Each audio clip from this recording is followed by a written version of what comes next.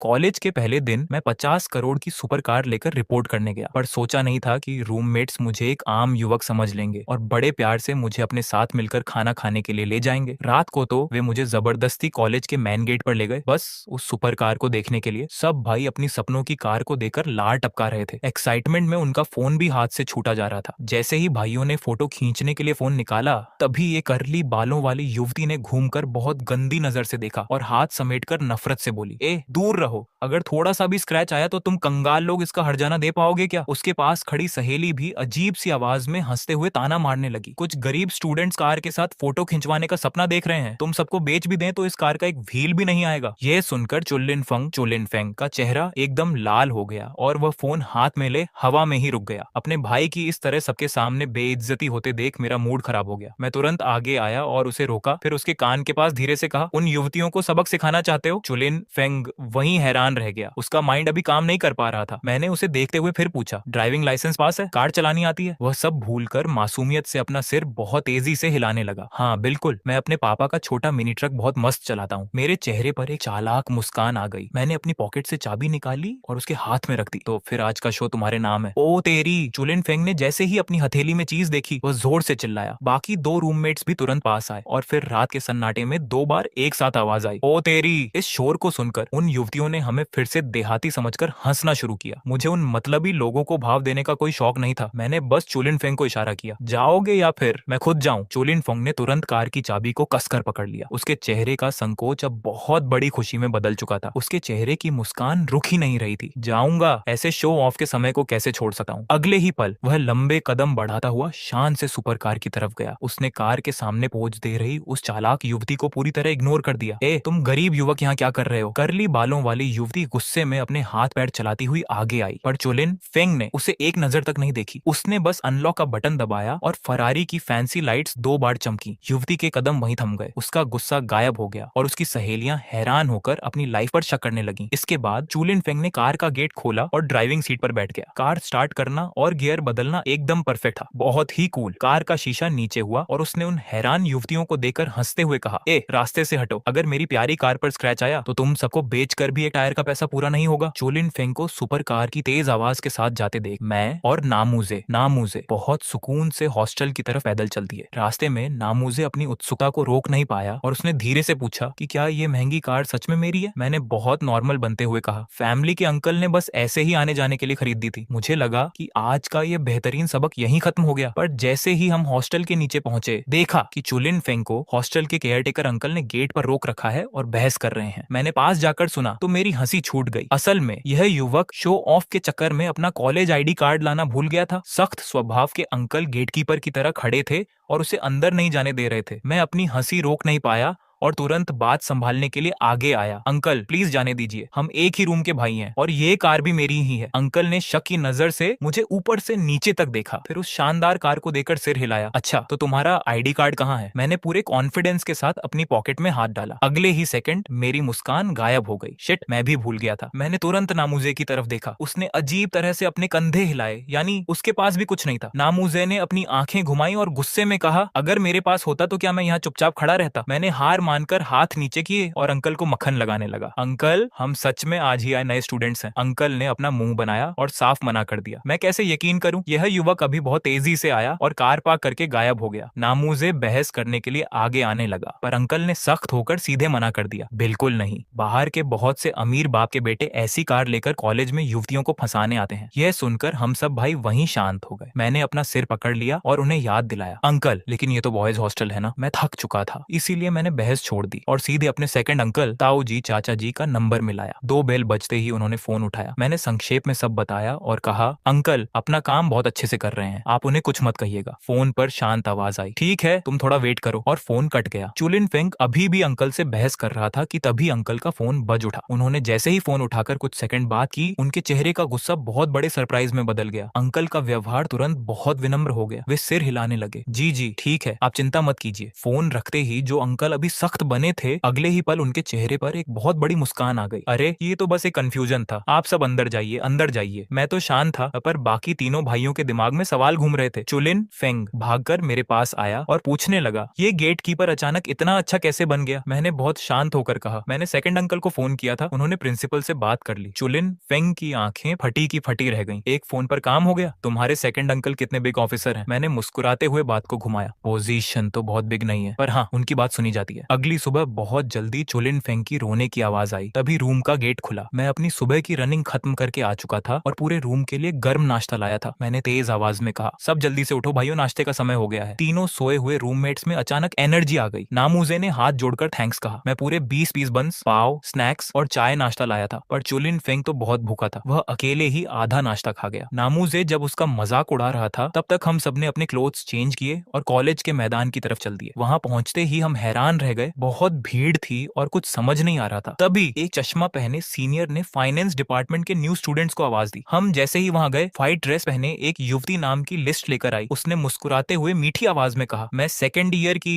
ल्यू में जी में हूँ और फाइनेंस डिपार्टमेंट की स्टूडेंट यूनियन प्रेसिडेंट भी हूँ। मैंने उस युवती को पहचान लिया और मुझे अचंभा हुआ कि वह यहाँ है। पास खड़े चुलिन फेंग ने मुझे कोहनी मारी और हंसते हुए बोला, तुम्हें क्या लगता है इस सुंदर सीनियर के साथ मेरा कोई कनेक्शन है? मैंने अपनी आंखें घुमाई। इससे पहले कि मैं कुछ बोलता, मैंने देखा कि ल्यू में की नजरें मुझ पर ही थीं। वह थोड़ा सा मुस्कुराई और फिर आगे चलने लगी। मैं अभी कॉलेज को देख भी नहीं पाया था कि उसने हमें क्लासरूम के बाहर पहुंचा दिया। मैं और चुलिन फेंग अंदर गए और विंडो के पास की एक अच्छी सीट देखकर बैठ गए। कुछ देर बाद चश्मा पहने एक यंग सर क्लास में आए और उन्होंने खुद को हमारा गाइड वांग युन ताओ बताया। उन्होंने अपना परिचय दिया और तुरंत अनाउंस किया कि कल से 2 हफ्ते की मिलिट्री ट्रेनिंग शुरू हो रही है। ये सुनते ही पूरी क्लास में शोर मच गया। क्लास के बाद जब मैं रूम में आया तो देखा कि चुलिन फेंग बेड पर एक बेजान चीज की तरह गिरा हुआ है। उसका चेहरा उदास था और वह रोते हुए चिल्ला रहा था। 2 हफ्ते की मुश्किल ट्रेनिंग, मुझे लगता है मैं तो खत्म हो जाऊंगा। मैंने हंसते हुए उसका मजाक उड़ाया, तुम रोज मेरे साथ रनिंग नहीं करते थे, अब डरो। चुलिन फेंग ने तुरंत अपनी साइड चेंज कर ली और मेरी तरफ पीट करके सो गया। दोपहर को ग्रुप में मिलिट्री ट्रेनिंग के क्लोथ्स लेने का मैसेज आया। मैंने अपनी हाइट और वेट बताया और टीचर ने मुझे मिलिट्री क्लोथ्स दे दिए। चुलिन फेंग ने देखा कि मैं क्लोथ्स को देख रहा हूँ। उसे लगा कि मुझे ये पसंद नहीं आए, पर मैंने हंसते हुए कहा, खराब नहीं है, पर ये मेरी लाइफ के सबसे सस्ते क्लोथ्स हैं। ये सुनकर चुलिन फेंग पूरी तरह चुप हो गया। अगली सुबह मैं फिर से रनिंग के लिए गया क्योंकि ये ट्रेनिंग मेरे लिए बहुत आसान थी। 7:30 बजे सभी न्यू स्टूडेंट्स मैदान में पहुंच गए। चुलिन फेंग ने मुझे ऊपर से नीचे तक देखा और जलन के साथ बोला, ऐसा क्यों है कि तुम इन सस्ते क्लोथ्स में भी इतने हैंडसम दिख रहे हो? ठीक 8 बजे सीनियर ऑफिसर्स स्टेज पर आ गए, पर उनमें से एक ऑफिसर को देखकर मुझे अपनी हंसी रोकनी पड़ी। वह कोई अनजान व्यक्ति नहीं थे, वह हमारे परिवार के सबसे बिग सन और मेरे कजन भाई जाओ गैंग गार थे। इसके बाद जो हुआ उसने सबको हैरान कर दिया। मेरे कजन भाई जाओ गैंग, जो एक बिग ऑफिसर कर्नल थे, उन्होंने स्टेज की सीट छोड़ दी और सीधे हमारे ग्रुप की तरफ आने लगे। चुलिन फेंग डर के मारे कांपने लगा। उसने मुझे जोर से कोहनी मारी और धीरे से कहा, उस ऑफिसर को देखो, वह इतने बिग ऑफिसर हैं, वे हमारी तरफ ही क्यों आ रहे हैं? मैं एकदम सीधा खड़ा हो गया और धीरे से बोला, चुप रहो। चुलिन फेंग डर गया और चुप हो गया, पर वह ऑफिसर को ही देख रहा था और धीरे से बुदबुदाया, इतने बिग ऑफिसर हमें ट्रेनिंग देंगे, ये तो बहुत बड़ी बात है। जाओ गैंग हमारे सामने आए। उनकी तेज नजरें सब पर गईं और वे तेज आवाज में बोले, अटेंशन। उनकी आवाज में बहुत दम था। पूरा मैदान एकदम शांत हो गया। मेरा नाम जाओ गैंग है, मैं इस ट्रेनिंग का चीफ हूँ। अगले 14 दिन तुम सब मेरे अंडर हो। मेरी बस एक शर्त है, बात मानना, पूरी तरह बात मानना, समझ गए? नीचे से धीरे से आवाज आई जिससे उनका मूड खराब हुआ। वे फिर चिल्लाए, तेज आवाज में बोलो, सुबह खाना नहीं खाया क्या? उनकी आवाज बहुत तेज थी, समझ गए? इस बार सब तेज चिल्लाए। इसके बाद नॉर्मल ट्रेनिंग शुरू हुई। जाओ गैंग मेरे पास आए और मजाक के मूड में बोले, तुम अच्छे से खड़े हो, बाहर आओ और बाकी सबको सही करो। मैंने तुरंत कहा, यस सर। मैं ग्रुप से बाहर आया और सबको सही करने लगा। सुबह 10 बज चुके थे। तब जाओ गैंग ने रेस्ट की विसिल बजाई। विसिल बजते ही सब जमीन पर गिर गए। चुलिन फेंग भी जमीन पर बैठ गया और रोने लगा। मैं थक गया, बहुत थक गया। 40 मिनट तक खड़े रहे, पर मैं अभी भी सीधा खड़ा था। मेरी सांस भी नहीं फूली थी। चुलिन फेंग मुझे देखकर हैरान था। तुम इंसान हो या क्या? तुम्हें थकावट नहीं हुई? मैंने कहा, मैं रोज रनिंग करता हूँ, तुम्हें पता है। तभी पीछे से एक मीठी आवाज आई। मैंने पीछे देखा तो वांग वन चिंग थी। उसने अपने बाल बांध रखे थे, हाथ में पानी की बोतल थी और वह मुस्कुरा रही थी। मैं थोड़ा हैरान हुआ। सीनियर, आप यहाँ मेरे लिए पानी लाई है? उसने मुस्कुराते हुए ठंडे पानी की बोतल मेरे हाथ में दी। पास खड़े चुलिन फेंग की आंखें बड़ी हो गईं। उसने कहा, मेरा पानी कहाँ है? तभी निंगसी आवाज भी शर्माते हुए आई और उसने चुलिन फेंग को पानी दिया। मैं और वांग वन चिंग छांव में बैठकर बात करने लगे। हम खुश थे, पर हमें नहीं पता था कि पास की दीवार के पीछे जाओ गैंग अपने फोन से हमारी फोटो खींच रहे थे। तुरंत एक फोटो हमारी फैमिली के चैट ग्रुप में चली गई। पूरा ग्रुप एक्टिव हो गया। मेरी थर्ड सिस्टर झाओ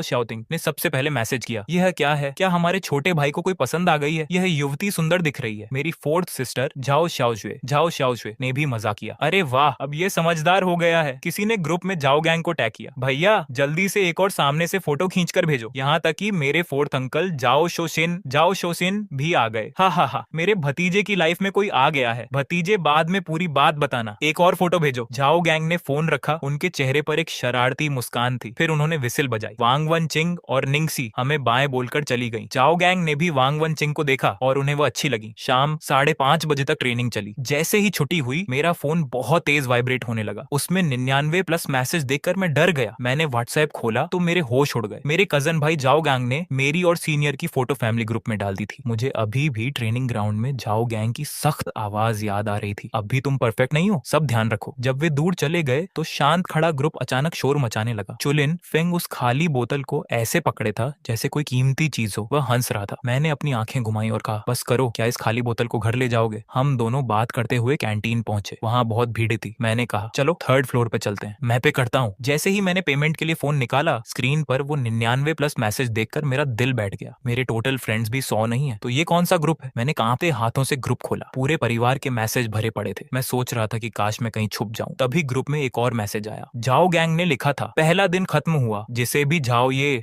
इसके बारे में जानना है मुझे सीधे फोन करो। मैं पूरी तरह परेशान हो गया। ये मिलिट्री ट्रेनिंग नहीं थी, ये तो सबके सामने मेरा मजाक बन गया था। अब मेरा क्या होगा? मेरा दिल बैठ गया। मैंने सोच लिया कि अब इस एक्टिंग को आखिर तक चलाना है। वापस अपनी सीट पर आने पर रूममेट्स आपस में ट्रेनर की बातें कर रहे थे। त्रिभुवन ने कहा कि उनका ट्रेनर सीनियर ऑफिसर है। नितिन और रोहन के ट्रेनर बहुत छोटे रैंक के थे। तीनों ने जब मुझे देखा कि मैं बिल्कुल भी थका हुआ नहीं हूँ तो सब मुझे घूरने लगे। क्या हुआ? नितिन ने सिर खुजलाते हुए कहा, तुम इतने नॉर्मल कैसे दिख रहे हो? मैं रोज कसरत करता हूँ ना। खाना जल्दी ही टेबल पर आ गया, 4 सब्जी और सूप। त्रिभुवन मुंह में चिकन ठूंसते हुए चिल्लाया, यश भाई, ये खाना मुझे 4 साल तक याद रहेगा। चारों मिलकर मजे से खा रहे थे। मैं भी कुछ समय के लिए अपने फैमिली ग्रुप की टेंशन भूल गया। तभी फोन बजा। मैंने देखा तीसरी बहन का फोन था। मैं खड़ी डीदिया हुआ और बोला, तुम लोग खाओ, मैं एक फोन सुनकर आता हूँ। तीनों ने हाथ हिलाया। उनके पास मेरी बात सुनने का टाइम नहीं था। कैंटीन से बाहर आकर मैं एक पेडेज के नीचे गया, एक लंबी सांस ली और फोन उठाया। हेलो दीदी। यश। किरण की आवाज कान फटने जैसी आई। मैंने तुरंत फोन कान से दूर किया। तुम आखिरकार फोन उठा रहे हो? मैं खाना खा रहा था, कैंटीन में बहुत शोर था, सब बहाने हैं। किरण ने तुरंत मेरी बात काटी। पहले मेरे सवालों का जवाब दो। वह फीमेल फ्रेंड कौन है? कैसी दिखती है? कहाँ की रहने वाली है? कौन सा कोर्स कर रही है? तुम दोनों कैसे मिले और बात कहाँ तक पहुंची है? एक साथ 6 सवाल। मैं 2 सेकंड के लिए चुप रहा। दीदी, क्या आप एक एक करके पूछ सकती हैं? नहीं, जल्दी बताओ। मैंने आह भरी। एक सीनियर है, दिखने में काफी खूबसूरत है, वह भी कॉमर्स डिपार्टमेंट में है, 2nd ईयर में है। जब मैं एडमिशन ले रहा था तब उसने मेरी हेल्प की थी। अभी कोई बात आगे नहीं बढ़ी है। कोई बात आगे नहीं बढ़ी तो तुमने उससे पानी की बोतल क्यों ली? पानी की बोतल लेने में क्या बुराई है? किरण बिना रुके बोलती चली गई। मैं पेड्डी के नीचे खड्डे खड्डे सोने ही वाला था। इसके बाद वह लव गुरु बन गई। सामने से पानी मिलने का क्या मतलब होता है, वहां से लेकर पहली डेट पर कहाँ जाना चाहिए, सब समझा दिया। बीच बीच में अपनी फिल्मों के लव सीन्स के एग्जाम्पल भी दे रही थी। मैं पूरे समय बस हाँ ठीक है करता रहा। मेरा दिमाग अब पावर सेविंग मोड पर जा चुका था। तो तुम्हें सब याद रहा ना? किरण आखिरकार रुकी। हाँ याद रहा। तो फिर से बोलकर सुनाओ। मेरे पास कोई रास्ता नहीं था। मैंने लंबी सांस ली। पहली बात, सामने से पानी मिलने का मतलब है कि वह कम से कम मुझसे नफरत नहीं करती। दूसरी बात, प्रपोज करने की जल्दी नहीं करनी है। तीसरी बात, फिल्म देखने जाने से ज्यादा आसान खाने पर बुलाना है। चौथी बात, अमीरी नहीं दिखानी है। पांचवी बात, बस किरण ने मुझे रोका। लगता है तुम्हें सच में सब याद हो गया है। मैंने झूठ मूठ की तारीफ करते हुए कहा, दीदी की बातें ये छोटा भाई कैसे भूल सकता है? किरण हंसी और सीरियस होकर बोली, यश, अगर वह तुम्हें पसंद है तो उसके साथ अच्छे से रहना, और अगर पसंद नहीं है तो उसे धोखे में मत रखना, समझे? समझ गया दीदी। किरण ने सेहत का ध्यान रखने और अच्छे से खाना खाने की कुछ और बातें कही। फिर फोन रख दिया। मैंने बात करने का समय देखा, 24 मिनट। मैंने चैन की सांस ली। कमरे में वापस आने पर त्रिभुवन ने पूछा कि मैं इतनी देर कहाँ था। मैंने परेशान होकर कहा, मेरी तीसरी बहन थी, फ्री बैठी थी तो मुझे फोन कर दिया। तुम्हारी कितनी बहनें हैं? 4, सब सगी हैं। त्रिभुवन हैरान रह गया। तेरी तो, ये तो गजब है। मैं अपने यूनिफॉर्म को वॉशिंग मशीन में डालते हुए बोला, बचपन में उन चारों ने मुझे बहुत पीटा है, तुम ये कभी फील नहीं कर पाओगे। पूरा कमरा हंस पड़ा। ट्रेनिंग पूरे जोर शोर से चल रही थी। अगले कुछ दिनों में रिया फिर से 2 बार पानी देने आई। शालिनी भी उसके साथ ही। त्रिभुवन तो खुशी से फूला नहीं समा रहा था। 8वें दिन ट्रेनिंग अपने सबसे मुश्किल लेवल पर थी। यार, ये लोग ब्रेक क्यों नहीं दे रहे? त्रिभुवन फुसफुसाया। मैं एकदम सीधा खड्डा था और धीरे से बोला, हिम्मत रखो, अपनी शालिनी सीनियर के बारे में सोचो। ये सुनते ही त्रिभुवन तुरंत एकदम सीधा तनकर खड्डा हो गया। उसी समय ग्राउंड के पूर्वी हिस्से के रास्तों से 2 छुपते छुपाते इंसान पास आ रहे थे। दीदी, धीरे चलो, मैं अब और नहीं चल सकती। एक बहुत प्यारी पर कमजोर सी दिखने वाली लड़की नीचे बैठ गई। वह मेरी चौथी बहन कोमल थी। वह बचपन से ही कमजोर थी, कुछ कदम चलते ही थक जाती थी। उसके साथ मेरी तीसरी बहन किरण आई थी। फिल्म इंडस्ट्री की टॉप स्टार होने के कारण उसे यह डर था कि कोई उसे पहचान न ले, इसलिए उसने खुद को पूरा पैक कर रखा था। सिर पर कैप, आंखों पर बड्ढा चश्मा, मुंह पर मास्क और एक बहुत बद्दा कोट। दीदी, हम ऐसे छुपकर यश को देखने आए हैं, कहीं वह गुस्सा तो नहीं होगा? कोमल ने पूछा। किरण ने कुछ सोचा, शायद वह मुझसे गुस्सा होगा। अरे होने दो गुस्सा, वह मेरा क्या कर लेगा? कोमल ने थोड़ी देर आराम किया। दोनों फिर आगे बढ़ी। किरण इस यूनिवर्सिटी में पहली बार आई थी, इसीलिए उसने एक लड़के को रोककर रास्ता पूछा। वह लड़का उस पूरे पैक इंसान को देखकर हैरान रह गया। रास्ता बताने के बाद उसे लगा कि उसने ये आवाज कहीं सुनी है। ग्राउंड के पीछे आखिरकार उन्हें छुपकर देखने की एक जगह मिल गई, एक बद्धे पेड़ के पीछे। किरण ने कोमल को बिठाया और खुद आगे देखने लगी। वहां एक जैसे यूनिफॉर्म पहने सैकड़ों नए स्टूडेंट्स एकदम लाइन से खड़े थे। उसे मैं तो नहीं मिला, पर सबसे पहले उसे बद्धा भाई विशाल दिखाई दिया, जो कॉमर्स डिपार्टमेंट का मेन ट्रेनर था। विशाल की पोजीशन को देखकर आखिरकार उसने मुझे भी ढूंढ लिया। तभी विशाल ने सीटी बजाई। 10 मिनट का ब्रेक। मैंने पानी पीने के लिए बोतल उठाई। जैसे ही सिर उठाया, मुझे ग्राउंड के बाहर एक घूमता हुआ पैक इंसान दिखाई दिया। जब मेरी नजर थोड़ा पीछे गई तो मैं चौंक गया। चौथी बहन, और वह पैक इंसान मेरी तीसरी बहन थी। मेरे दिमाग में पहला ख्याल आया, ये क्या पागलपन है। मैं तेजी से विशाल के पास गया और धीरे से बोला, भैया तीसरी और चौथी बहन यहाँ आई हैं, मैं बस उनसे मिलकर आता हूँ। विशाल ने सिर हिलाया। जाओ, चौथी बहन का ध्यान रखना। मैं उनकी तरफ भागा। कोमल का चेहरा सफेद पडेडी चुका था। उसने मुझे देखकर एक कमजोर सी स्माइल दी। मैंने उससे पहले बात नहीं की, बल्कि उस पैक इंसान से कहा, क्या आपको अपनी फिक्र नहीं है? चौथी बहन की तबीयत कैसी रहती है? क्या आपको नहीं पता? किरण ने डर कर एक कदम पीछे लिया। कोमल ने मुझे रोका। मैं खुद अपनी मर्जी से आई हूँ, दीदी की कोई गलती नहीं है। मैंने किरण को घूरा, फिर तुरंत कोमल को अपनी गोदी में उठा लिया। चलो किसी ठंडी जगह पर चलते हैं, यहाँ बहुत गर्मी है। तभी पीछे से विशाल की आवाज आई, सब वापस आ जाओ। त्रिभुवन ने पीछे मुड़कर देखा कि मैं एक खूबसूरत लड़की को गोदी में लेकर जा रहा हूँ। वह हैरान रह गया, पर इस बात की चर्चा अब पूरे कैंपस में फैलने वाली थी। मैं कोमल को गोदी में लेकर करीब 5 मिनट तक चला। सामने एक छोटा सा कॉलेज कैफे दिखाई दिया। दुकान छोटी थी, खिड़की पर कुछ पौधे थे। कोमल, हम यहाँ थोड़ी देर आराम करते हैं, फिर दीदी तुम्हें घर ले जाएंगी, ठीक है? जैसे ही मैं कैफे के गेट के पास पहुंचा, रिया अपने हाथ में कुछ बुक्स लेकर वहाँ आ रही थी। उसने जैसे ही मुझे एक लड़की को गोदी में उठाए देखा, वह वहीं की वहीं थम गई। रिया सीनियर, आप यहाँ क्या कर रही हैं? मेरी आवाज ने उसे होश में लाया। अरे मेरी क्लास अभी खत्म हुई है, ये मेरी बहन आई है, ये मेरी चौथी बहन कोमल है। मैंने अपनी गोदी की तरफ इशारा किया, फिर उस पैक इंसान की तरफ इशारा करते हुए कहा, वह मेरी तीसरी बहन है। रिया ने जब सुना कि ये बहनें हैं तो उसके दिल को सुकून मिला और उसने तुरंत नमस्ते किया। नमस्ते दीदी, मैं यश की सीनियर रिया हूँ। मैंने कैफे में एक पर्सनल केबिन बुक किया। किरण ने आखिरकार अपने सारे कपड़े मास्क उतारे। कैप, मास्क और बड्ढा चश्मा हटाते ही रिया ने हैरान होकर अपने मुंह पर हाथ रख लिया। दीदी, क्या आप किरण हैं? इस चेहरे को वह बहुत अच्छे से जानती थी। किरण फिल्म इंडस्ट्री की सबसे बड़ी स्टार, बेस्ट एक्ट्रेस का अवार्ड जीतने वाली, जिसके 3 म्यूजिक एल्बम सुपरहिट रहे हैं और सोशल मीडिया पर करोड़ों फैंस हैं। उसका नया सीरियल अभी कुछ समय पहले ही खत्म हुआ था। पूरे शहर में उसके पोस्टर थे। किरण ने मुस्कुराते हुए कहा, हाँ मैं ही हूँ। कहीं तुम वही सीनियर तो नहीं हो जो यश को पानी देती है? रिया इतनी एक्साइटेड हो गई कि उसके मुंह से शब्द नहीं निकल रहे थे। उसने मेरी तरफ देखा। उसने सपने में भी नहीं सोचा था कि इतनी बड़ी स्टार मेरी सगी बहन होगी। इसके बाद मैं कॉफी पीते हुए उन दोनों की बातें सुनता रहा। किरण फिर से अपनी आदत के मुताबिक बातें पूछने लगी कि रिया कौन से ईयर में है, कहाँ की रहने वाली है। रिया ने बताया कि वह 2nd ईयर में है और इसी शहर के ईस्ट एरिया की रहने वाली है। किरण ने खुशी से हाथ मिलाया। यह तो बहुत बढ़िया है, मैं इन दिनों फ्री हूँ, वीकेंड पर हम सब साथ में घूमने चलेंगे। मैं तो बस अपना सिर पकड़ कर रह गया। तीसरी दीदी, आपका वह शांत और सीरियस लुक कहाँ गया? जब बूढ़े बात कर रहे हो तो बच्चे बीच में मुंह नहीं खोलते। मैंने उन सबको ऑर्डर देने को कहा तो तीनों एक दूसरे पर बात डालने लगे। आखिर में मैंने कहा, मेरी तरफ से ट्रीट। वे दोनों एक साथ बोले, ठीक है तुम ही पैसे दो। मैं बाहर ऑर्डर देने गया और स्टाफ से कहा कि अंदर सर्व न करें, क्योंकि मुझे डर था कि कोई तीसरी दीदी को पहचान न ले। जब तक कॉफी तैयार हो रही थी तब तक अंजलि ने कोमल से पूछा कि उसे फ्री टाइम में क्या करना पसंद है। कोमल ने कहा कि किताबें पढ़ना, लाइब्रेरी जाना और वीकेंड पर इंटर्नशिप करना। उसने तो 2nd ईयर से ही इंटर्नशिप शुरू कर दी थी। अंजलि का गॉसिप वाला मूड अब इम्प्रेस होने में बदल गया। उसे लगा कि बंदी में आगे बढ़ने का जज्बा है। फिर उसने आवाज धीमी करके पूछा, वैसे तुम्हारा कोई बॉयफ्रेंड है क्या? तीसरी दीदी, अब मुझसे कंट्रोल नहीं हो रहा था। कोमल का चेहरा एकदम लाल हो गया। नहीं नहीं, ऐसा कुछ नहीं है। अंजलि ने खुश होकर अपना सिर हिलाया। अमित सामने बैठा हुआ चुपचाप ये सब नजारा देख रहा था। उसकी नजरें तीसरी दीदी से हटकर कोमल पर गईं। वह बड़े प्यार से उस गर्ल को देख रहा था जो इतनी सिंपल और साफ दिल थी। जब वह हंसती थी तो उसके गालों पर डिंपल पड़ जाते थे। कोमल, उसने अपनी धीमी और प्यारी आवाज में कहा, थैंक यू कि तुम दादाजी के लिए पानी लेकर आई। अरे इसमें क्या बात है, पहले रोहन ने भी मेरी हेल्प की थी। अमित ने अपना इंट्रो दिया और कहा, रोहन बचपन से कभी स्कूल नहीं गया, ये उसका पहला चांस है जब उसके साथ कोई क्लासमेट है। ये जानकर कि कोई सीनियर गर्ल उसका ख्याल रखने के लिए है, हम सबको बहुत तसल्ली मिली है। कोमल ने जब ये सुना तो उसे यकीन नहीं हुआ कि ये साइंस टॉपर कभी स्कूल ही नहीं गया। चारों लोग कॉफी शॉप में तकरीबन आधा घंटा बैठे रहे।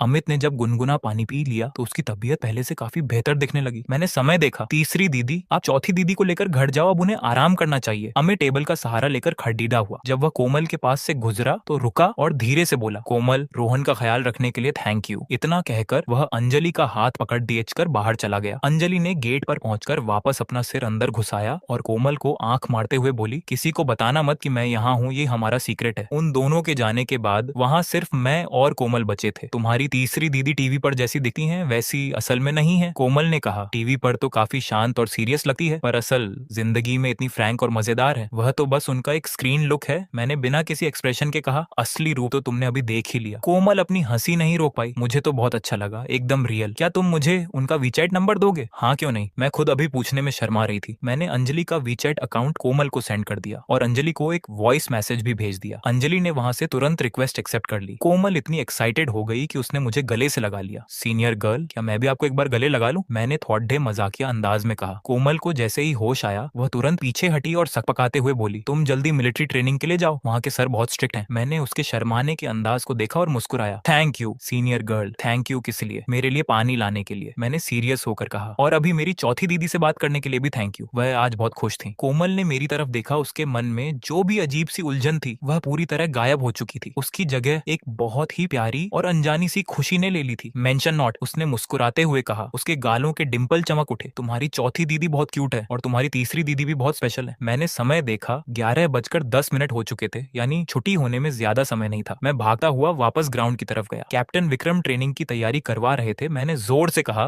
Report sir. कैप्टन विक्रम ने मुझे देखा। बोलो। फिर उन्होंने बात आगे बढ़ाई। सुनो, थोड़ी देर में मेरे पास आना। वह मेरे पास आए। उस समय उनकी पीठ 300 लोगों की तरफ थी। उन्होंने बहुत धीमी आवाज में पूछा, अमित की तबीयत कैसी है अब? मैंने अपने बड़े भाई की तरफ देखा। विक्रम का चेहरा ट्रेनिंग के समय जैसा ही सख्त था, पर उनकी आंखों में फिक्र साफ दिख रही थी। सब ठीक है, बस थकान थी। तीसरी दीदी उन्हें लेकर घर चली गई। विक्रम ने अपना सिर हिलाया और 1 मिनट तक चुप रहे। उसका चेहरा कुछ ठीक नहीं लग रहा था। हाँ, तीसरी दीदी का तो आपको पता ही है, जब जो मन में आए वही करती हैं। विक्रम के होठों पर एक हल्की सी मुस्कान आई, पर उन्होंने बस इतना ही कहा, जाओ अपनी टीम में शामिल हो जाओ। कुछ ही देर बाद विक्रम ने आवाज लगाई, सब एक साथ आ जाओ। उन्होंने दोपहर के बाद होने वाली ट्रेनिंग के बारे में बताया और सबको फ्री कर दिया। वरुण पूरे दोपहर से अपनी बात रोके हुए था। उसने तुरंत पूछा, रोहन तुम अभी कहाँ गए थे? तुमने किसे गले लगाया था? वह मेरी चौथी दीदी थी, उनकी तबीयत ठीक नहीं रहती। तीसरी दीदी उन्हें यहाँ लेकर आई थी। अच्छा, मुझे तो लगा कि वरुण का इंटरेस्ट एकदम खत्म हो गया। क्या लगा था तुम्हें? अरे कुछ नहीं कुछ नहीं, दोपहर के बाद की ट्रेनिंग में कोई खास बात नहीं हुई। 5:30 सब खत्म हुआ, पर आज रात को भी स्पेशल ट्रेनिंग होनी थी। जैसे ही यह अनाउंसमेंट हुआ, पूरे ग्राउंड पर सब जोर जोर से चिल्लाने और शिकायत करने लगे। इतना शोर क्यों? विक्रम ने कहा। उनकी आवाज भले ही बहुत तेज नहीं थी, पर उनका एक एक शब्द सबको चुप कराने के लिए काफी था। क्या मैंने ऐसा कहा कि रात की ट्रेनिंग में तुम्हें 5 किलोमीटर भागना है? पूरी टीम एकदम शांत हो गई। विक्रम एक कदम आगे बढ़े और उनके चेहरे के एक्सप्रेशन थोड़े इजी हो गए। आज रात को कुछ टफ काम नहीं है, बस मस्ती होगी। सब के सब हैरान रह गए और फिर पूरे ग्राउंड पर खुशी की लहर दौड़ गई। विक्रम ने अपना हाथ उठाकर सबको शांत किया। दिन में काफी मेहनत हुई है, मैं जानता हूँ कि तुम सब थक चुके हो। रात को कोई फिजिकल टेस्ट नहीं होगा, बस गेम्स होंगे। ये हुई ना बात? वरुण सबसे पहले चिल्लाया। उसकी तो आवाज ही बैठ गई। विक्रम के एक इशारे पर 300 से ज्यादा लोग घास पर पालथी मारकर बैठ गए। वह खुद भी वहीं बैठ गए, एक पैर पर दूसरा पैर रखकर आराम से बैठ गए। वह दिन वाले सख्त कैप्टन से बिल्कुल अलग लग रहे थे। आज दिन में तुम सबने कैसा परफॉर्म किया ये तुम अच्छे से जानते हो, पर मेरा इरादा किसी की क्लास लेने का नहीं है। इस ट्रेनिंग का असली मकसद यही है कि तुम्हें पता चले कि असली थकान क्या होती है। अब तो सबको एहसास हो ही गया होगा। वहाँ नीचे बैठे कुछ लोग धीरे से हंसने लगे। मैं तुम सबसे एक सवाल पूछता हूँ, आज की इस हैवी ट्रेनिंग के बारे में तुम्हारा क्या सोचना है? बस फिर क्या था, सबने अपने दिल की बात कहनी शुरू कर दी। बहुत ज्यादा थकान हो गई सर, ऐसा लग रहा है कि पैर मेरे हैं ही नहीं, पैरों में छाले पड़े गए हैं। विक्रम बड़े इंटरेस्ट के साथ सबकी बातें सुनते रहे। जब सब अपनी बात कह चुके तब वह धीरे से बोले, थकान होना तो बहुत नॉर्मल बात है। जब मैं नया नया आया था तब मेरी हालत तो इससे भी बेकार थी। वह खड्डे हुए और अपने कपड़ों की धूल साफ करते हुए बोले, ऐसा करते हैं, मैं तुम्हें एक मौका देता हूँ। तुम में से कोई भी आगे आए और मुझसे मुकाबला करे। मुझे हराना जरूरी नहीं है, बस मेरे के गए काम का आधा भी कर लोगे तो तुम्हारी जीत मान ली जाएगी, और अगर तुम जीत गए तो कल की ट्रेनिंग आदि कर दी जाएगी। यह सुनते ही पूरे ग्राउंड पर हंगामा मच गया। ठीक है, अब सब पहले खाना खाने जाओ, रात को 7 बजे यहाँ वापस जमा होना है। रात के 7 बजे पूरा ग्राउंड लोगों से खचाखच भरा हुआ था। विक्रम आराम से टहलते हुए आए, सबको इकट्ठा किया और बॉयज और गर्ल्स को अलग अलग साइड खड्डा होने को कहा। उन्होंने बिना किसी जल्दबाजी के अपनी जैकेट उतारी। अंदर उन्होंने एक टाइट ब्लैक टी शर्ट पहनी हुई थी जिसमें उनके मसल्स साफ नजर आ रहे थे। शाम को जो बात हुई थी उसे अब शुरू करते हैं, कौन आएगा सबसे पहले। 2 सेकंड के लिए वहां सन्नाटा छा गया। फिर पीछे की लाइन से काफी मजबूत और तगड़ा बॉय खड़ा हुआ। उसकी हाइट 6 फीट के करीब थी, जिसे देखकर ही लग रहा था कि वह स्पोर्ट्स बैकग्राउंड से है। वह बड़े बड़े कदम मुस्कुराता हुआ आगे आया। सर क्या करना होगा? पुशअप्स। अगर तुम लगातार 50 परफेक्ट पुशअप्स कर लेते हो तो तुम्हारी जीत पकी। वह बॉय मुस्कुराया और नीचे झुककर पुशअप्स करने लगा। शुरू के 30 पुशअप्स तो उसने बहुत तेज और सही तरीके से किए, पर जैसे ही वह 40 के पास पहुंचा उसकी स्पीड कम होने लगी और उसके हाथ कांपने लगे। 47वें पुशअप पर वह सीधा नीचे गिर गया। विक्रम ने उसे उठाया और उसकी पीठ थपथपाई। वह बॉय धीरे से बुदबुदाया, वैसे तो मैं 60 से ज्यादा कर लेता हूँ, और वह उदास होकर वापस अपनी जगह चला गया। विक्रम बीच में खड़े थे, उनकी सांस तक नहीं फूली थी। क्या कोई और आना चाहता है? उन्होंने चारों तरफ देखा। पूरी टीम में एकदम सन्नाटा था। वरुण मेरे पास बैठा हुआ था। उसने अपनी कोहनी से मुझे धक्का दिया। रोहन भाई, तुम क्यों नहीं ट्राई करते? मैं क्यों जाऊं? तुम जाओ, मुझे पूरा भरोसा है कि तुम ये कर सकते हो। आसपास के कई स्टूडेंट्स भी मेरी तरफ देखने लगे। एक स्टूडेंट ने धीरे से कहा, ये इससे नहीं हो पाएगा। वरुण ने उस इंसान को घूर कर देखा और मुझे फिर से उकसाने ही वाला था कि तभी सामने से विक्रम की आवाज आई। वहां पीछे, वरुण तुम क्या फुसफुसा रहे हो? वरुण एकदम से चौंक कर खड़ा हुआ। रिपोर्ट सर, मैं यहाँ से एक बेस्ट प्लेयर का नाम सजेस्ट कर रहा हूँ। किसका नाम? वरुण ने अपनी उंगली से मेरी तरफ इशारा किया। ये रोहन, मुझे लगता है कि ये कर सकता है। वहां मौजूद 300 से ज्यादा लोगों की नजरें सीधे मुझ पर आकर टिक गईं। मैं बहुत धीरे से खड़ा हुआ और वरुण को घूर कर देखा। वरुण ने अपना सिर पीछे खींचा और बिना आवाज किए सिर्फ अपने होठों से कहा, ऑल द बेस्ट। विक्रम ने जब मुझे देखा तो उनकी आंखों में एक अलग सी चमक आई। उन्होंने बिना अपनी फीलिंग्स दिखाए नॉर्मल आवाज में पूछा, रोहन क्या तुम सच में ट्राई करना चाहते हो? मैंने एक सेकंड के लिए अपने बड़े भाई की आंखों में देखा। मुझे विक्रम की आवाज में एक बड़े भाई का अपने छोटे भाई को आजमाने वाला अंदाज साफ महसूस हो रहा था। हाँ, क्यों नहीं। मेरी आवाज भले ही तेज नहीं थी, पर उसमें पूरा कॉन्फिडेंस था। पूरी टीम में धीरे धीरे बातें शुरू हो गई और ज्यादातर लोगों को यही लग रहा था कि मैं ये नहीं कर पाऊंगा। मैं आगे बढ़ा और झोंक गॉग के सामने जाकर खड़ा हो गया। किस चीज का मुकाबला? मैंने पूछा। पुशअप्स का एंड्योरेंस टेस्ट है। जो पहले हार मानेगा वो हारेगा। झोंक गॉग ने आगे कहा, रूल में एक चीज और जोड़ लो, तुम्हें मुझसे जीतना जरूरी नहीं है। अगर तुमने मेरे टोटल का आधा भी कर लिया तो तुम जीत जाओगे और कल की ट्रेनिंग आधी हो जाएगी। मैंने अपने कंधे उचकाए। सब चलेगा, आधी नहीं होगी तो भी चलेगा। ये सुनकर आसपास के लोगों में खुसर पुसर और बढ़ गई। तुम हम सबको रिप्रेजेंट कर रहे हो, भीड़ में से कोई चिल्लाया। तो फिर तुम खुद आ जाओ यहाँ। मैंने उस बोलने वाले की तरफ एक बेरुखी भरी नजर से देखा। उस बंदे की हवा तुरंत टाइट हो गई और वो शांत हो गया। मैंने फिर से कहा, अगर आप लोगों में यहाँ आकर खड़े होने की हिम्मत नहीं है तो ज्यादा बकवास मत करो। अब सबके सब बिल्कुल खामोश हो गए। शुरू करते हैं। मैं नीचे आया और अपने दोनों हाथ घास पर टिका दिया। मेरा पोस्चर एकदम परफेक्ट था, जैसे किसी किताब का स्क्रीनशॉट हो। हम दोनों ने एक साथ शुरू किया। 20, 30, 50 आसपास की आवाजें धीरे धीरे गायब हो गईं और वहां एकदम सन्नाटा छा गया। 80, 100, कुछ लोगों की तो सांसें ऊपर नीचे होने लगी। मेरा फॉर्म बिल्कुल भी नहीं बिगड़ा और मेरी सांसें भी नॉर्मल चल रही थी। 150, 200, अब तो मैदान का माहौल ही पूरा बदल चुका था। सबकी आंखें फटी की फटी रह गईं। 250, 300, हम दोनों मशीनों की तरह लगे हुए थे, रुकने का नाम ही नहीं ले रहे थे। 350, 400। झोंक गॉग जब 410 पर पहुंचे तो उनके हाथ कांप गए और वो नीचे गिर गए। वो घास पर पलटकर लेट गए और जोर जोर से सांसें लेने लगे, पर मैं अभी भी नहीं रुका था। 411, 412। सबसे पहले चू लिनफॉग होश में आया और उसने उछलकर जोर से चिल्लाया, झोविये। बस फिर क्या था, पूरा मैदान गूंज उठा। तालियां, चीखें, सीटियां सब एक साथ मिक्स हो गईं। हर कोई बस मेरा ही नाम चिल्ला रहा था। मैंने 5 पुशअप्स और किए और फिर रुक गया। जब मैं खड़ा हुआ तो ऐसा लगा जैसे कुछ हुआ ही नहीं। मेरी सांसें भी भारी नहीं हुई थी। मैं झोंक गॉग के पास गया और अपना हाथ आगे बढ़ाया। झोंक गॉग ने घास पर लेटे लेटे अपने छोटे भाई जैसे साथी के हाथ को देखा। वो थोड़ा झिझके और फिर मुस्कुरा दिए। वो मुस्कान हल्की थी पर एकदम सच्ची थी। उनकी आंखों में एक गर्व साफ दिख रहा था। उन्होंने मेरा हाथ पकड़ा और खड़े हो गए। फिर पूरी टीम की तरफ घूमकर बोले, आज का मुकाबला मैं हार गया, कल की ट्रेनिंग आधी होगी। फाइनेंस डिपार्टमेंट में तो जैसे खुशियों का धमाका हो गया। सब जोर जोर से चीखने लगे। चू लिनफॉग भीड़ से निकलकर भागा हुआ आया और उसने मेरे हाथ को पकड़ लिया। भाई साहब, 400 से ज्यादा पुशअप्स, तुम इंसान हो या रोबोट? मैंने उसके सिर पर धीरे से एक हाथ मारा और खुद को छुड़ाया। बस कर भाई, अब उल्टी आ जाएगी। अब तो सबकी आंखों में मेरे लिए इज्जत साफ दिख रही थी। जो पहले कैजुअल ले रहे थे वो अब पूरी तरह से फैन हो चुके थे। मैंने नोटिस किया कि भीड़ में एक लड़की थी जो बिना किसी मेकअप के भी बहुत प्यारी लग रही थी, फू यनरान। मुझे याद आया कि मैंने उसकी मिलिट्री पोजीशन को ठीक किया था। अगले दिन ट्रेनिंग आदि हो गई थी, इसीलिए फाइनेंस डिपार्टमेंट के लोग ज्यादातर टाइम आराम ही कर रहे थे, जिसे देखकर दूसरे डिपार्टमेंट्स के स्टूडेंट्स जल भुन रहे थे। पूरे दिन की ट्रेनिंग शाम को 5:30 बजे खत्म हुई। झोंक गॉग ने सबको लाइन में खड़ा किया, कुछ बातें कहीं और फिर छुट्टी कर दी। 300 से ज्यादा लोगों को जैसे कोई बड़ी आजादी मिल गई हो। चू लिनफॉग एकदम बॉस वाले स्टाइल में बोला, ये सब तो ये भाई की वजह से हुआ है, नहीं तो आज फिर पैरों का कचुम्बर निकल जाता। नान मुझे और लिन ईजो पहले से ही मैदान के एग्जिट गेट पर वेट कर रहे थे। नान मुझे वहां लगी रेलिंग पर किसी कीचड़ की तरह पसरा हुआ था और लिन ईजू के चश्मे के नीचे के डार्क सर्कल्स और भी गहरे दिख रहे थे। तुम दोनों की हालत तो बड़ी खराब लग रही है, चू लिनफॉग ने मजे लेते हुए कहा। पूछो मत भाई, हमारे इंस्ट्रक्टर आज पागल हो गए थे, नान मुझे ने बिना किसी जान के कहा। हा हा हा, शुक्र मनाओ झोविये का, हमारी ट्रेनिंग तो आज आधी थी। चू लिनफॉग के चेहरे पर चिढ़ाने वाले एक्सप्रेशन साफ दिख रहे थे। हाँ भाई, पता है तुम ये बात कम से कम 800 बार बोल चुके हो। मेरा मूड काफी अच्छा था। चलो चलो आज बाहर चलते हैं, पार्टी मेरी तरफ से। सच में? चू लिनफॉग तुरंत एक्साइटेड हो गया। कहाँ चलना है? तुम लोग डिसाइड कर लो। साउथ गेट के पास एक नया बारबेक्यू शॉप खुला है। नान मूजे ने तुरंत अपना हाथ उठाया। हम चारों हॉस्टल आए, फ्रेश हुए और क्लोथ्स चेंज किए। मैंने एक ब्लैक कलर की टी शर्ट पहनी जिसका फैब्रिक बहुत ही प्रीमियम था और कलाई पर एक सिंपल सी ग्रे कलर की वॉच पहन ली। चू लिनफॉग ने अब मुझसे प्राइस पूछना ही बंद कर दिया था। जैसे ही हम हॉस्टल के मेन गेट से बाहर निकले, मेरे फोन पर वीचैट का एक मैसेज आया। वॉग वांचिक का मैसेज था जिसमें बस 6 शब्द लिखे थे, साउथ गेट, झौव ये बचाओ। मेरे कदम वहीं रुक गए और मेरे चेहरे के एक्सप्रेशंस बदल गए। चू लिनफॉग ने भी वो मैसेज देख लिया था। क्या हुआ भाई? मैंने कोई जवाब नहीं दिया और सीधे वॉग वांचिक को कॉल लगा दिया। एक ही रिंग में फोन पिक हो गया। फोन के उस पार काफी शोर था, पुरुषों की आवाजें थीं और लड़कियों की बहस हो रही थी। वॉग वांचिक की आवाज बहुत धीमी थी पर वो खुद को शांत रखने की पूरी कोशिश कर रही थी। झौव ये पियाओ बुकी फिर से आ गया है। साउथ गेट के बाहर जो छोटा सा स्क्वायर है वहाँ उसने हमें घेर लिया है। निक्शी भी मेरे साथ है। मैं अभी आ रहा हूँ। मैंने फोन कट किया और चू लिनफॉग से कहा, तुम लोग बारबेक्यू शॉप पर चलो, मुझे कुछ काम है। क्या काम है? हम भी तुम्हारे साथ चलेंगे, चू लिनफॉग ने जोर दिया। मैंने उन तीनों की तरफ देखा। उन सबके चेहरों पर एक ही जैसी बात लिखी थी, ठीक है चलो मेरे साथ ही रहो। हम चारों कैंपस में लगभग भागते हुए आगे बढ़े। मैं सबसे आगे था। मेरी स्पीड तेज और एकदम स्टेबल थी। मेरा राइट हैंड नीचे की तरफ था और उंगलियां थोड़ी भींची हुई थी। साउथ गेट पर तमाशा देखने वालों की भारी भीड़ लगी हुई थी। मैं भीड़ को हटाते हुए अंदर गया तो वहाँ 7-8 लोग खड़े थे। पियाओ बुकी ने एक ब्राइट ग्रीन कलर का स्पोर्ट्स जैकेट पहना हुआ था जो स्ट्रीट लाइट में दूर से ही चमक रहा था। उसके पीछे उसी के जैसे क्लोथ्स पहने 4 और लड़के खड़े थे जो हाथ बांधे हुए एकदम एटीट्यूड में थे। उनके सामने वॉग वांचिक और निक्शी को एक पेड़ और फ्लावर बेड के बीच के कोने में घेर कर रखा गया था। वॉग वांचिक ने अपने हाथ में फोन टाइट पकड़ रखा था। उसकी पीठ एकदम सीधी थी और चेहरे पर गुस्सा था। निक्शी उससे आधा कदम आगे खड़ी थी और उसका चेहरा थोड़ा सफेद पड़ चुका था। वांचिक, तुम भाग क्यों रही हो? पियाओ बुकी ने अपना सिर थोड़ा टेढ़ा करके मजाकिया टोन में कहा। मैं तो बस तुम्हें डिनर पर ले जाना चाहता हूँ, इसके लिए इतना नाटक करने की क्या जरूरत है? पियाओ बुकी, मैं तुम्हें पहले ही बता चुकी हूँ कि हमारे बीच ऐसा कुछ नहीं हो सकता। तुम यहाँ फिर से मत आया करो। वॉग वांचिक की आवाज वैसे तो शांत थी पर निक्शी महसूस कर सकती थी कि वो कांप रही थी। नहीं हो सकता। पियाओ बुकी थोड़ा हंसा और एक कदम और आगे बढ़ा। मुझमें क्या कमी है? लुक भी है और पैसा भी है। मैं तुम्हारे लायक क्यों नहीं हूँ? निक्शी जैसे ही कुछ बोलने वाली थी, पियाओ बुकी ने उसे एक तीखी नजर से चुप करा दिया। मैं वांचिक से बात कर रहा हूँ, तुम बीच में मत बोलो। निक्शी पीछे की तरफ आधा कदम हटी पर उसने अपनी हिम्मत बनाए रखी और वो वहां से नहीं हिली। पियाओ बुकी, तुम अपनी लिमिट क्रॉस कर रहे हो। वॉग वांचिक की आवाज अब और सख्त हो गई। यह कॉलेज का गेट है। तुम्हें क्या लगता है मैं पुलिस को नहीं बुला सकती? पुलिस? पियाओ बुकी ने पीछे मुड़कर अपने दोस्तों की तरफ देखा और वो सब जोर से हंसने लगे। बुला लो भाई पुलिस को। मैंने तुम्हारे साथ कुछ गलत तो किया नहीं है, बस खाने के लिए ही तो पूछ रहा हूँ। पुलिस इसमें क्या करेगी? वो फिर से एक कदम आगे बढ़ा और अब वो वॉग वांचिक से बस 2 कदम की दूरी पर था। मैंने भीड़ को चीरा और सीधे अंदर एंट्री मारी। मैंने पियाओ बुकी की तरफ देखा तक नहीं, सीधे वॉग वांचिक के पास गया और बहुत ही नेचुरल तरीके से अपना हाथ उसके कंधे पर रख दिया। वॉग वांचिक का पूरा शरीर एक पल के लिए एकदम स्टिफ हो गया पर फिर जैसे डूबते को तिनके का सहारा मिलता है, वो खुद ही मेरी तरफ थोड़ी झुक गई। वांचिक, बहुत वेट करना पड़ा क्या? मेरी आवाज बहुत तेज नहीं थी पर वहां खड़े हर इंसान को साफ सुनाई दे रही थी। हॉस्टल में कुछ काम आ गया था इसीलिए आने में थोड़ा लेट हो गया। वॉग वांचिक ने अपना सिर उठाकर मुझे देखा। उसकी आंखें थोड़ी नम थी। उसने मेरी बात का साथ देते हुए सिर हिलाया। कोई बात नहीं, तुम आ गए, यही बहुत है। अरे साले, तुम फिर से यहाँ आ गए, पियाओ बुकी ने गाली देते हुए कहा। मैंने उसे पूरी तरह इग्नोर किया और वॉग वांचिक से बोला, मैंने तुमसे कहा था ना इन मक्खियों पर ध्यान मत दिया करो, कितनी गंदी होती हैं। ये सुनकर वॉग वांचिक के चेहरे पर एक हंसी आ गई। चू लिनफॉग और बाकी लोग भी भीड़ से अंदर आ चुके थे। चू लिनफॉग तुरंत आगे आया और उसने निक्शी को अपने पीछे सेव कर लिया। साले,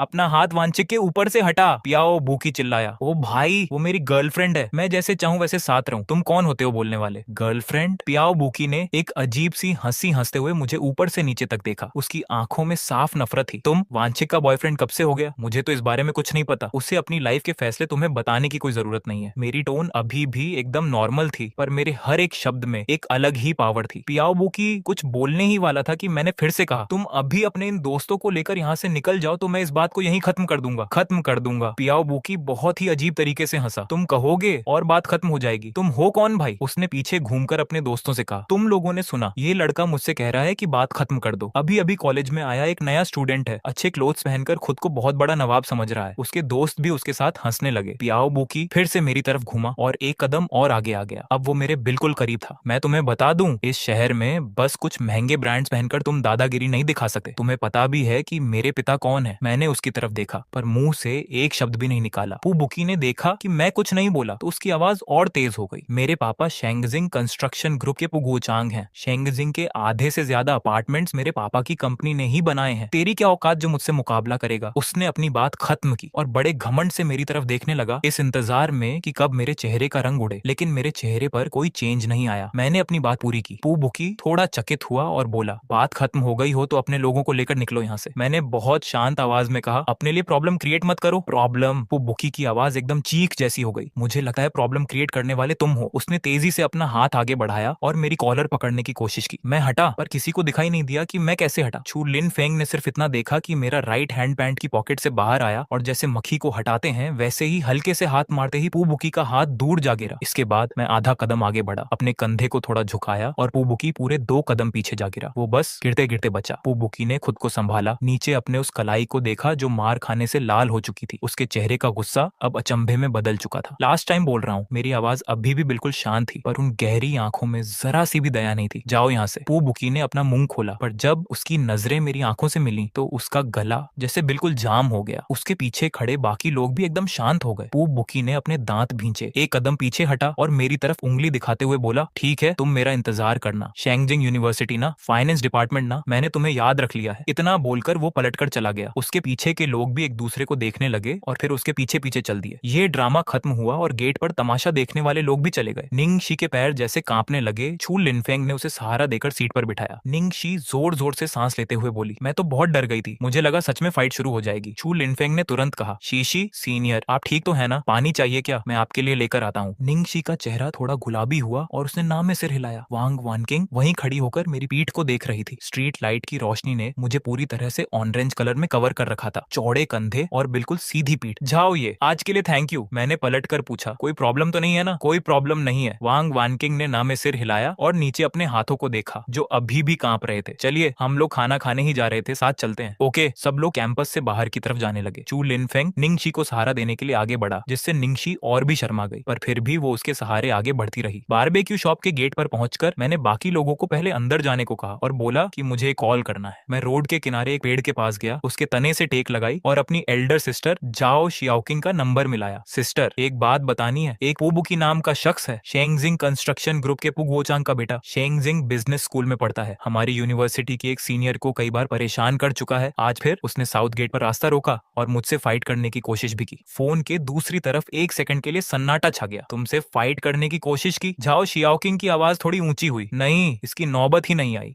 झाओ शियाओकिंग की आवाज में थोड़ा संतोष था। फिर क्या हुआ? वो चला गया, पर जाते जाते धमकी दे गया। मैं थोड़ा रुका। मेरी आवाज इतनी नॉर्मल थी जैसे मैं पूछ रहा हूँ कि आज खाने में क्या है। सिस्टर, उससे कहना कि कल कॉलेज के गेट पर आए और घुटनों के बल बैठकर मुझसे और मेरी सीनियर से माफी मांगे। तब ये बात यहीं खत्म होगी। अगर नहीं आया तो अंजाम भुगतने के लिए तैयार रहे। फोन की दूसरी तरफ करीब 3 सेकंड तक चुपी रही। फिर झाओ शियाओकिंग ने सिर्फ एक शब्द कहा, ओके। थोड़ा रुकर उसने एक और लाइन जोड़ी, मुझे पता चल गया है, ना कोई सवाल ना कोई हिचकिचाहट। वैसे तुम्हारी थर्ड सिस्टर कल बोल रही थी कि वो यवू की दिखने में काफी अच्छी है। बहुत बढ़िया है। मैं ये बात सुनकर बिल्कुल स्पीचलेस हो गया। हेलो, सिग्नल इतना वीक क्यों है भाई? मैं ऐसे ही बड़बड़ाते हुए कॉल कट कर दिया। जब मैं बारबेक्यू शॉप में वापस आया तो वांग वानकिंग और निंगशी पुराना वाकया भूलकर छू लिनफेंग और बाकी लोगों के साथ मजे से बातें कर रही थी। टेबल पर बहुत सी डिशेज आ चुकी थी। जाओ ये, तुम जल्दी बैठो, मीट का ऑर्डर दे दिया है, तुम फिक्र मत करो, मैंने सबसे बेस्ट चीजें मंगवाई हैं। चू लिनफेंग ने मेरी तरफ हाथ हिलाया। तभी अचानक बाहर से कार के ब्रेक लगाने की बहुत तेज आवाज आई। एक नहीं बल्कि कई कारों की आवाज थी। टायर्स के रोड पर घिसने की आवाज रात के सन्नाटे में बहुत अजीब लगी। 3 बहुत ही रेयर लग्जरी स्पोर्ट्स कार्स रुकी। उनके गेट्स खुले और उनमें से लगभग 12 यंग लड़के उतरे जिनकी उम्र 20 साल के आसपास थी। वे सब महंगे ब्रांड्स के क्लॉथ्स पहने हुए थे। सबसे आगे वाले शख्स ने नियन ग्रीन कलर का जैकेट पहन रखा था जो बहुत चमक रहा था। वो पुबुकी ही था। वो बारबेक्यू शॉप के गेट पर खड़ा हुआ और उसकी नजरें तुरंत विंडो के पास बैठी हमारी टेबल पर टिक गईं। वो अपने लोगों को लेकर सीधे हमारी तरफ आया। शॉप के बाकी कस्टमर्स ने तुरंत अपने सिर नीचे कर लिए। ओनर का चेहरा सफेद पड़ गया और उसका हाथ काउंटर के नीचे रखे फोन की तरफ चला गया। चू लिनफेंग के हाथ से चिमटा टेबल पर गिर गया। वांग वानकिंग का दिल तेजी से धड़कने लगा और उसने मेरे क्लॉथ्स को हल्के से खींचा। मैंने उसे भरोसा दिलाती नजरों से देखा। चू लिनफेंग ने बिना किसी को दिखाए टेबल पर रखी बियर की बोतल को कसकर पकड़ लिया। मैं अपनी जगह से बिल्कुल नहीं हिला। मेरे मुंह में अभी भी मीट का पीस था और मैं उसे बहुत आराम से चबा रहा था। पू बुकी टेबल के पास आया, अपने दोनों हाथ टेबल पर टिकाए और ऊपर से मेरी तरफ देखते हुए बोला, जूनियर, फिर से मुलाकात हो गई। मैंने मुंह का खाना अंदर लिया, अपना सिर उठाया और कहा, कोई काम है? पू बुकी की स्माइल एक पल के लिए गायब हो गई। वो अपने साथ 12 लोग लाया था। 3 लग्जरी कार्स में पूरे टशन के साथ अंदर आया था, पर सामने बैठे इस फर्स्ट ईयर के स्टूडेंट के चेहरे पर एक शिकन तक नहीं थी। तुमने कॉलेज के गेट पर मेरी इंसल्ट की, अब तुम पूछ रहे हो कि कोई काम है? मैंने अपनी स्पून नीचे रखी, चेयर के पीछे टेक लगाई और कहा, तो फिर अब तुम्हारा क्या प्लान प्लान है? पू बुकी इस बेपरवाह अंदाज को देखकर बिल्कुल गुस्से से पागल हो गया। उसने पीछे मुड़कर अपने आदमियों को देखा। 11 लोग एक कदम आगे बढ़े और हमारी टेबल को चारों तरफ से पूरी तरह घेर लिया। चू लिनफेंग धीरे से खड़ा हुआ, उसके हाथ में बियर की बोतल थी। नान मुझे भी खड़ा हो गया और मेरे पास आकर रुक गया। मैंने उन दोनों को देखा और कहा, बैठ जाओ। लेकिन बैठ जाओ। मेरी आवाज इस बार और धीमी थी, पर उसमें एक ऐसा पावर था जिसे टाला नहीं जा सकता था। चू लिनफेंग ने अपने दांत भींचे और धीरे से नीचे बैठ गया। मैं पलटा और सीधे पुबुकी के सामने हुआ। पुबुकी, मैंने तुम्हें अभी कुछ समय पहले ही एक चांस दिया था। मुझे चांस दिया? पुबुकी हंसा। तेरी क्या हैसियत है बे? उसने तेजी से अपना हाथ आगे बढ़ाया और मेरी कॉलर पकड़ने की कोशिश की, बिल्कुल वैसे ही जैसे दोपहर को साउथ गेट पर किया था। पर इस बार मैंने उसका हाथ हटाया नहीं। मैंने अपना राइट हैंड उठाया और पुबुकी की कलाई को कसकर लॉक कर दिया। इसके बाद मैं एक कदम आगे बढ़ा, अपने कंधे को थोड़ा झुकाया और पुबुकी उसी मोमेंट आगे की तरफ खींचा चला आया। उसका हाथ उसकी पीठ के पीछे लॉक हो चुका था। पुबुकी के मुंह से एक चीख निकली और उसका चेहरा ऑलमोस्ट टेबल से टच हो गया। ये पूरा सीन 2 सेकंड से भी कम समय में हो गया। पीछे खड़े 11 लोग जब तक कुछ समझते, किसी ने बियर की बोतल उठाई, किसी ने चेयर उठाई, तो कोई मुका तानकर आगे बढ़ा। मैंने पुबुकी को छोड़ा और उनकी तरफ बढ़ गया। पहला शख्स आगे आया। उसका मुका मेरे क्लॉथ्स को छू भी नहीं पाया था कि मैंने साइड होकर खुद को बचाया और अपना हाथ उसकी गर्दन के पीछे दे मारा। वो शख्स सीधे जमीन पर जा गिरा। दूसरे शख्स ने बियर की बोतल से हमला करना चाहा। मैंने अपना सिर घुमाकर खुद को बचाया और लेफ्ट हैंड से उसकी कलाई पकड़कर मरोड़ दी। बियर की बोतल नीचे गिरकर चूर चूर हो गई और वो शख्स 3 मीटर दूर जा गिरा। तीसरा शख्स पीछे से झपटा। मैं थोड़ा नीचे झुका, उसका निशाना चूक गया। फिर मैंने उसके पीछे की कॉलर पकड़ी और उसे हवा में ऐसा घुमाया कि वो चौथे शख्स के ऊपर जा गिरा। दोनों एक साथ जमीन पर लौटने लगे। 5वां, छठा, 7वां। मेरी स्पीड इतनी तेज थी कि कोई देख भी नहीं पा रहा था। ये कोई सड़क छाप फाइट नहीं थी, बल्कि बहुत ही सटीक और असरदार मूव्स थे। हर एक वॉर इतना परफेक्ट था कि सामने वाला तुरंत बेअसर हो जाए, पर उसे कोई सीरियस इंजरी भी ना आए। चू लिनफेंग और बाकी लोग अपनी चेयर पर वैसे ही बैठे रह गए। उनके मुंह खुले के खुले थे और हाथ में पकड़ी बियर की बोतल को ऊपर उठाना ही भूल गए। जब लास्ट शख्स आगे बढ़ा तो उसके पैर पहले से ही कांप रहे थे। उसने मुझे देखा, फिर जमीन पर यहाँ वहां गिरे अपने साथियों को देखा और तुरंत पीछे मुड़कर भागने लगा। वो 2 कदम ही भागा था कि मैंने पीछे से उसकी कॉलर पकड़ी और हल्के से हवा में लहराते हुए पुबुकी के पास फेंक दिया। 12 के 12 लोग जमीन पर चिते। बारबेक्यू शॉप में सारा सामान बिखर चुका था, पर कहीं भी खून का एक कतरा नहीं था और ना ही किसी की हड्डी टूटने की आवाज आई थी। वहां पार्क फर्श पर पेट के बल गिरा हुआ था। उसका हाथ पीछे की तरफ ऐंठा हुआ था और उसका चेहरा जमीन के टाइल्स से चिपका था। वह डर के मारे बुरी तरह कांप रहा था। जब उसने अपने पीछे अपने साथियों के रोने चीखने की आवाजें सुनी तो उसका सारा एटीट्यूड हवा हो गया। प्लीज प्लीज अब मत मारो। उसकी आवाज थरथरा रही थी। मैं उसके पास नीचे झुका और उसे देखते हुए बोला, मैंने तुमसे कहा था कि आज मैंने तुम्हें चांस दिया था। पार्क फिर से कांप उठा। कल कॉलेज के गेट पर आकर घुटनों के बल बैठकर मुझसे और वांग से माफी मांगना। पार्क को लगा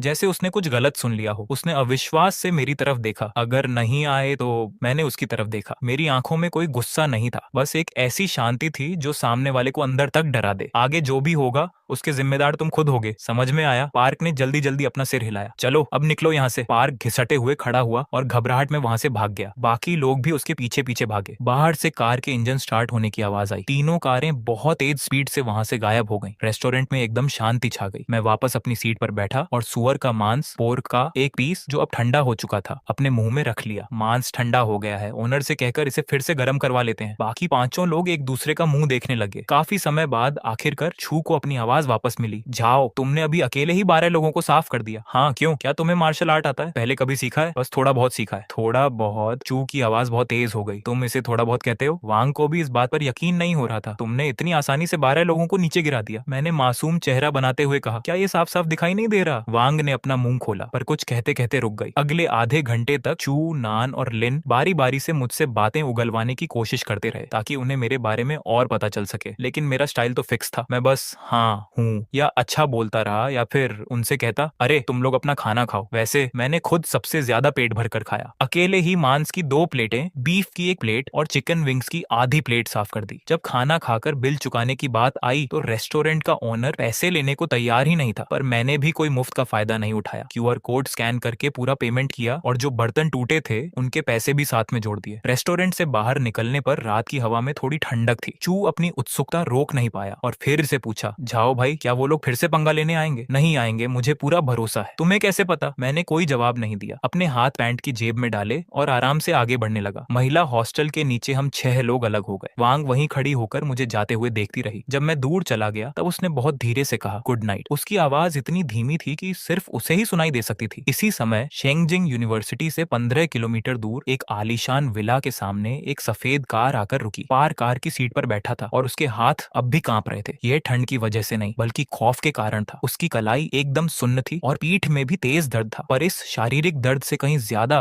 उसे वह मानसिक बेइज्जती परेशान कर रही थी जो उसकी आत्मा तक को झकोड़ चुकी थी। 11 लोग मिलकर भी एक अकेले इंसान के सामने ढेर हो गए और सबसे बड़ी बात, उस इंसान के चेहरे के एक्सप्रेशन शुरू से अंत तक बिल्कुल नहीं बदले थे। भाई क्या हॉस्पिटल चलना है? कार चला रहे उसके साथी ने बहुत संभल कर पूछा। हॉस्पिटल क्यों जाएं? सीधे घर चलो, पार्क गुस्से में चिल्लाया। उसके दिमाग में बार बार झाओ का वही चेहरा घूम रहा था जब वह नीचे झुककर उसे देख रहा था। झाओ की वो काली आंखें किसी शांत पानी की तरह थीं। कोई गुस्सा नहीं, बस एक अजीब सा भरोसा कि जो कहा है वो होकर रहेगा। कल कॉलेज के गेट पर आकर घुटनों के बल बैठकर मुझसे और मेरी सीनियर से माफी मांगना। ये लाइन उसके दिमाग में किसी कांटे की तरह चुभ रही थी जो निकल ही नहीं रही थी। कार पार्क के विला के सामने रुकी। वह कार से बाहर आया। कलाई के दर्द से उसका मुंह बन गया, पर वह चिल्लाया नहीं। वह नहीं चाहता था कि घर वाले उसे इस हालत में देखें, खासकर उसके पापा। उसने अपनी कलाई को थोड़ा सहलाया और घर का गेट खोला। हॉल की लाइट ऑन थी। उसके पापा पार्क सीनियर गूंच आंख सोफे पर बैठे थे। उनके हाथ में चाय का कप था और सामने की एस्ट्रे सिगरेट के टुकड़ों से भरी हुई थी। पार्क के कदम वहीं रुक गए। उसके पापा आमतौर पर इस समय या तो किसी बिजनेस मीटिंग में होते थे या फिर अपने स्टडी रूम में। वो ऐसे हॉल में बैठकर इंतजार नहीं करते थे। पापा, उनके पापा ने अपना सिर उठाया। जब पार्क ने उनके चेहरे के एक्सप्रेशन देखे तो उसका दिल बैठ गया। वह गुस्सा या नाराजगी नहीं थी बल्कि एक बहुत गहरा डर था। यहाँ आओ, उनके पापा की आवाज बहुत भारी और सूखी थी। पार्क हिम्मत करके आगे बढ़ा। पापा क्या बात है? उनके पापा ने कुछ सेकंड तक उसे घूर कर देखा। तुमने हाल ही में किससे पंगा लिया है? पार्क थोड़ा हैरान हुआ। मैंने तो किसी से पंगा नहीं लिया पापा, आप ऐसा क्यों पूछ रहे हैं? उनके पापा का चेहरा गुस्से से लाल हो गया। किसी से नहीं लिया? सच कह रहे हो? हाँ पापा सच कह रहा हूँ। पार्क को और अजीब लगा। आज बस कॉलेज में किसी के साथ थोड़ा सा मनमुटाव हो गया था। कैसा मनमुटाव? पार्क थोड़ा हिचकिचाया। वही कॉलेज के गेट पर एक नए स्टूडेंट के साथ थोड़ी बहस हो गई थी। मैं अपने साथ कुछ लोगों को लेकर उससे बात करने गया था पर उसने हमें पीटा। पीटा? तुम कितने लोगों को लेकर गए थे? 11 लोग। उनके पापा उसे ऐसे देख रहे थे जैसे कंफर्म कर रहे हो कि वह झूठ तो नहीं बोल रहा। हॉल में कुछ सेकंड के लिए सन्नाटा छा गया। फिर अचानक उसके पापा अपनी जगह से उठे और अपना हाथ पूरा घुमाकर पार्क के चेहरे पर एक जोरदार तमाचा जड़ दिया। पार्क बिल्कुल सन्न रह गया। उसका आधा चेहरा दर्द से तपने लगा। पापा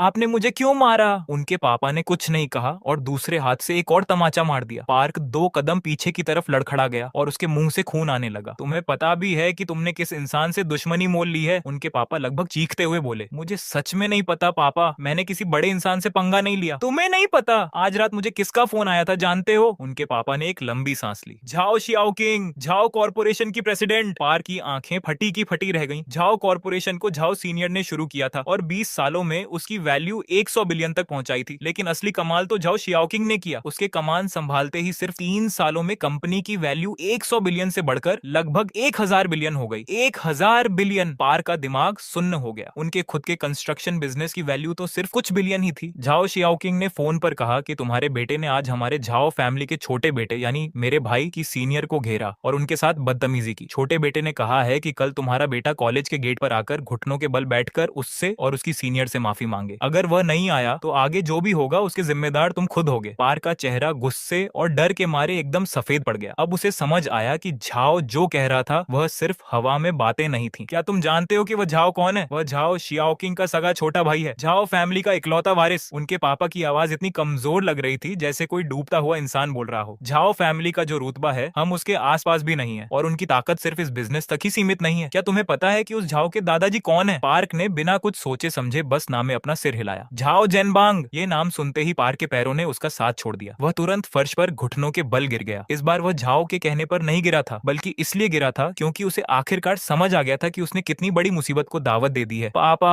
मुझसे बहुत बड़ी गलती हो गई। वान वांचिंग को जब ये खबर मिली तो वह हॉस्टल में बुक रीड कर रही थी। उसने बुक रखी, ग्राउंड में आई, भीड़ को चीरते हुए आगे बढ़ी और फिर हैरान रह गई। पू बुकी घास पर घुटनों के बल बैठा था और उसके ठीक सामने घास पर मैं बैठा था। उसने अनजाने में एक कदम पीछे खींच लिया। जाओ मत, अभी नाटक खत्म नहीं हुआ है। मैंने अपना सिर घुमाकर पू बुकी की तरफ देखा। पू बुकी जमीन पर घुटनों के बल बैठा था। उसकी आवाज सैंडपेपर की तरफ फटी हुई थी। वान वांचिंग क्लासमेट, आई एम सॉरी। इस बीच तुम्हें परेशान करना मेरी भूल थी। कल लोगों को लाकर हंगामा करना भी मेरी भूल थी। मैं प्रॉमिस करता हूँ कि इसके बाद कभी तुम्हारे सामने नहीं आऊंगा। जमीन पर घुटनों के बल बैठे पू बुकी को देखकर वान वांचिंग का मन अजीब सा हो गया। इस इंसान ने उसे लगभग 1 साल तक परेशान किया था लेकिन अब वह हजारों लोगों के सामने घुटनों के बल बैठकर उससे माफी मांग रहा था। उसने फील किया कि उसे वैसी खुशी नहीं मिली जैसी उसने सोची थी। उसने मेरी तरफ देखा। मैं साइड में खड़ा था, अपने दोनों हाथ पॉकेट में डाले हुए। चेहरा एकदम नॉर्मल था, जैसे कह रहा हो कि ये कोई बड़ी बात नहीं है। वान वांचिंग ने एक गहरी सांस ली। तुम तुम जाओ, इसके बाद मत आना। पू बुकी ने अपना सिर नीचे किया और धीरे से जमीन से खड़ा हुआ। उसके घुटनों पर घास के दाग और मिट्टी के निशान थे। वह पूरी तरह से बेहाल दिख रहा था। पू गू चांग ने बहुत संभल कर अपनी जुबान खोली। जाओ यंग मास्टर, तो ये मामला, मैंने कहा था कि घुटनों के बल बैठकर माफी मांग लो तो ये मामला खत्म। पू गू चांग को जैसे बहुत बड़ी राहत मिल गई। वह पू बुकी को खींचकर ऑलमोस्ट घसीटते हुए ग्राउंड से बाहर ले जाने लगा। पू बुकी को जब खींचकर ले जाया जा रहा था तो वह कुछ कदम बाद अचानक रुका। उसने पीछे घूमकर मेरी तरफ देखा। उसकी उन आंखों में कोई गुस्सा नहीं था, कोई शिकायत नहीं थी, बस एक बहुत ही गहरा खौफ था जो उसकी हड्डियों तक समा चुका था। ग्राउंड पर कुछ सेकंड्स के लिए सन्नाटा छा गया और फिर अचानक शोर मच गया। चू लिनफेंग पास आया। जाओ यंग मास्टर, क्या आप किसी बहुत बड़े रईस खानदान के बेटे हैं? नहीं। तो फिर आपने ऐसा क्यों किया? क्योंकि मैं उसका जूनियर हूँ। मैंने उसकी तरफ देखा। क्या इतना काफी नहीं है? चू लिनफेंग एक पल के लिए चकरा गया, फिर हंसते हुए बोला, काफी है, बहुत ज्यादा काफी है। मिलिट्री ट्रेनिंग के आखिरी दिन मार्च पास्ट का परफॉर्मेंस था। फाइनेंस डिपार्टमेंट का ग्रुप 8वें नंबर पर आने वाला था। झाओ गांग ग्रुप के साइड में खड़े होकर आखिरी बार टीम को ठीक कर रहे थे। 14 दिन तक मेहनत की है, बस आज के इन 5 मिनटों का खेल है। अगर किसी ने भी गलत स्टेप लिया तो वापस आकर एक्स्ट्रा ट्रेनिंग करनी होगी। जब ग्रुप स्टेज के सामने से निकला तो मैं दूसरी लाइन में चौथे नंबर पर था। मेरी चाल एकदम पकी थी, हाथ उठाने का लेवल और पैर का एंगल सब कुछ एकदम परफेक्ट और किताबी स्टैंडर्ड का था। परफॉर्मेंस खत्म होने के बाद रिजल्ट्स का अनाउंसमेंट तुरंत वहीं पर हुआ। फाइनेंस डिपार्टमेंट को